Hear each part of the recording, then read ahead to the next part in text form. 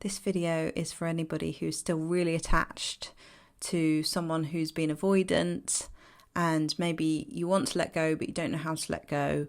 I just wanted to do this video. Really, this is intuitive. I don't actually know what I'm going to say, but I'm going to say everything I know about this that comes to my head right now, because I know how hard this is. I mean, I really know, because I've lived it too. I mean, I wouldn't be able to do these videos if I hadn't lived it deeply. Okay, so I really get it.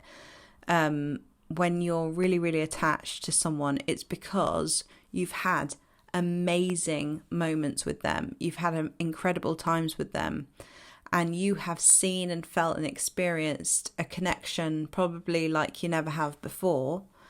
But it's very inconsistent, and that's the really difficult thing. And so you become, if you're the anxious one, it's like you become the holder of the vision of what you could be.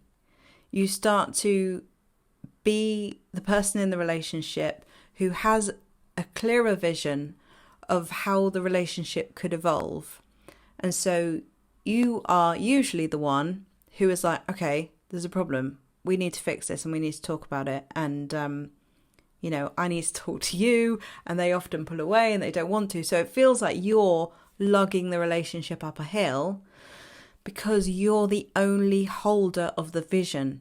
Often the avoidant isn't thinking about a vision of what the relationship could be because they're quite content with doing what they're doing, until they start getting defensive. Their emotional boundary feels like it's being crossed to them because it starts to feel overwhelming, scary, engulfing and all-encompassing. And they start to, they can act defensive or they can pull away. And then it starts to be obvious that there's an emotional sort of tug of war going on. And the anxious one is more likely to notice that because the avoidant does the thing that the avoidant does, which is avoid this kind of thing. And they'll distract themselves and dismiss these conversations and just try to go, la, la, la, la, la, I don't know what you're talking about. And so the thing is, what I want to suggest to you is that you release the role of being the holder of the vision.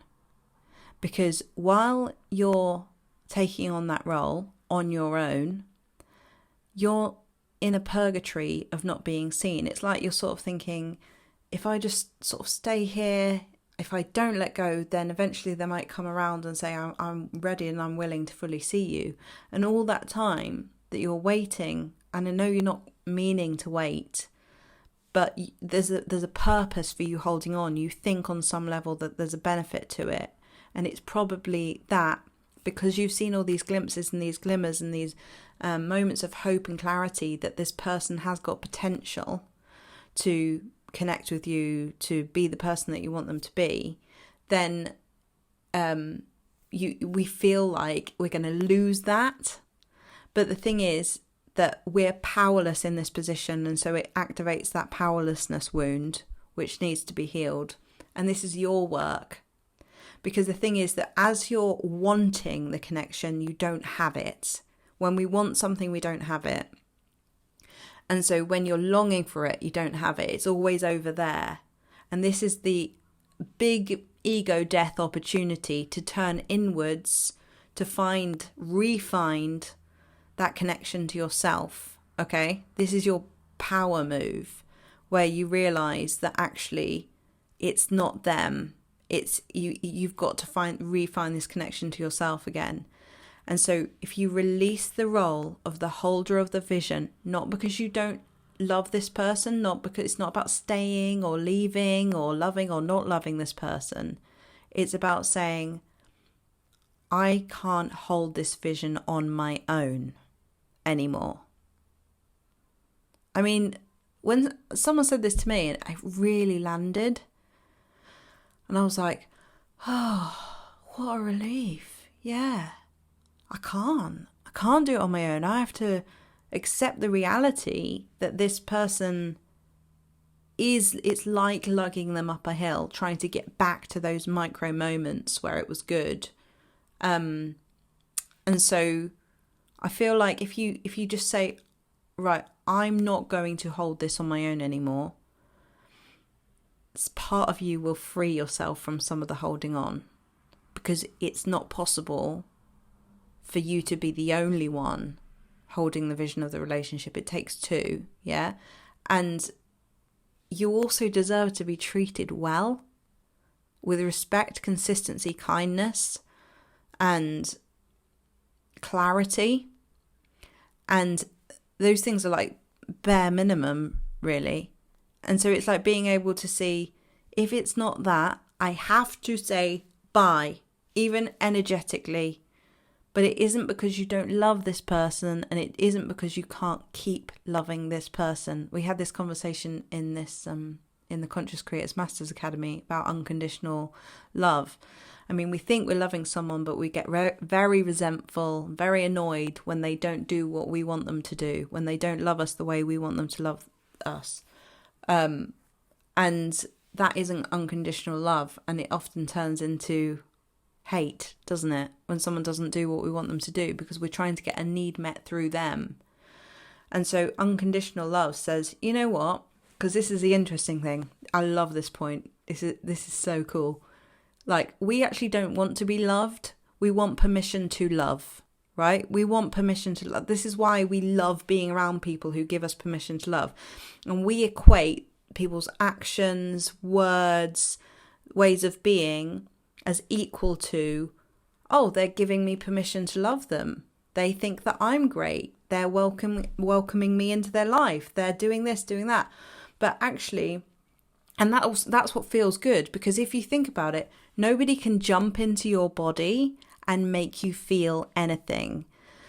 So if someone's standing next to you saying, I love you so much, like, you can't feel that. You can only assume it, and you're actually only experiencing the love that you have within. And the best thing about being with someone in a relationship is loving them. Yeah? But what if you just decided that you don't need permission to love someone? You can just love them. And that doesn't mean that you'll end up being together, but it feels better, doesn't it? Because they haven't taken away your right to love them just because they've been avoidant or they're not there right now. And I feel like this isn't to say hold on and like long for them, but it's about saying, you know what? I still am able to love you, even if you're not showing up in the way that I want to be in a relationship with you. But the fact is, I loved loving you, and that energy can't be destroyed anyway. And the only way it's going to be all tangled up and mangled up is if you suppress it.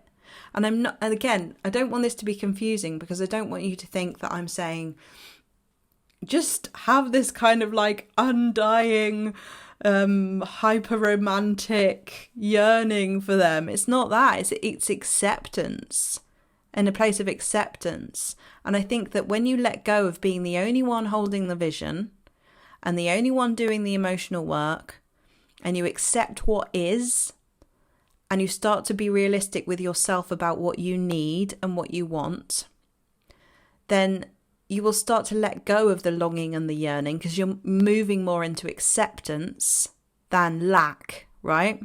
And from a place of acceptance, we naturally love. Yeah?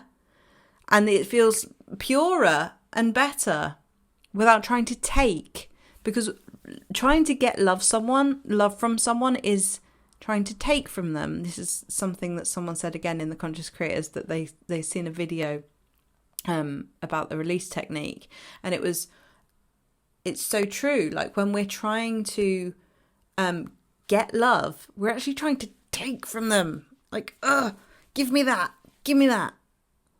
That's not the type of love that feels good, is it? But if you think about how you felt when you thought you had permission to love this person, it was an illusion that they gave you permission. You always had that. So it's not being defined, not letting our feelings and our emotions be defined by people's behaviours, so that we can be free, right? So I've said 2 points in this video. One is release the role for yourself of being the only holder of the vision. Because when you do that, either this person is going to evolve naturally and meet you there, and you will know what to do if that happens. It won't be a if or but or maybe. It'll be like a, oh my God, this resonates on my whole body. I know that something has deeply changed within me and within this person, and I know what to do. Or you're going to be able to lovingly let them be, let them go, let them be who they are. And I actually prefer that, let it be rather than let it go. So when you're struggling to let go, let it be as it is, because it's meant to be like this anyway for everybody's highest good. It's all the journey of evolution. That's what we're here for anyway, isn't it? The struggles of life and ourselves and emotions, it's just all bringing us to a higher level of consciousness for us to experience life and death, maybe. Oh God, I don't want to get too deep. But, but essentially what I'm saying is, let go of the role of being the only holder of the vision and let things be as they are. And things will become a lot clearer, and you'll move into acceptance so that you can love this person anyway. Because if you think about it, when you're not loving this person, you're basically either hating them or resenting them. And ask yourself, what is my experience of myself when I'm bitching, complaining about this person, telling everybody how nasty and horrible they were to me? What's my experience of myself? Yeah? And it's not to say deny all of those things, but it's to actually try to move towards a place of like self-love and self-compassion. And ask yourself all the time, what's my experience of myself as I'm saying these things? What's my experience of myself as I keep talking about this to everybody? Because there's a part of you that wants to let go, and then there's a part of you that keeps going over it over and over and over and over again and keeps trying to dwell on it. So you don't want to let go, which makes sense, obviously, because there's part of you that's still attached to the vision. But remember, you're not the only holder of the vision. You can't be. It doesn't work. And release that pressure of yourself. So, yes, I didn't know what I was going to say in this video. Obviously, it's been a bit rambled, but hopefully you've got some golden nuggets from there. And if you'd like any help with coaching, I'm actually running out of space, but I've got a few spaces left. So if you would like to book some coaching, you can do that on my website. I am going to have my coaching page up for a few more weeks, a couple more weeks, and then things are going to change a bit. So if you would like to have a chat, have some coaching over a few weeks, then let me know. There's some links in the description below, and I will see you in the next video. Bye.